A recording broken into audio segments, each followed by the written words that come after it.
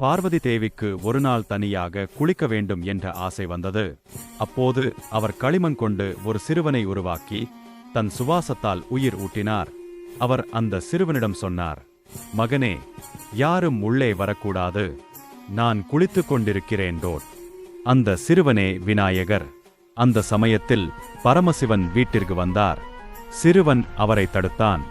சிவபெருமான் கோபமடைந்து தனது திரிசூலத்தால் சிறுவனின் தலையை வெட்டிவிட்டார்.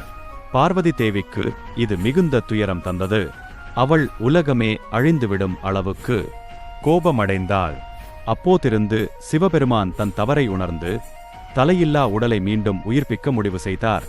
அவர் தேவர்களை அனுப்பி வடக்கு திசையில் கிடைக்கும் முதலாவது உயிரினத்தின் தலையை கொண்டு வாருங்கள் என்றார். அவர்கள் ஒரு யானையின் தலை கொண்டு வந்தனர்.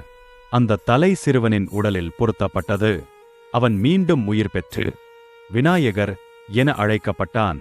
அதன்பின் சிவபெருமான் கூறினார், இனி உலகில் எந்த காரியமும் தொடங்கும் முன் முதலில் விநாயகரையே வழிபட வேண்டும்.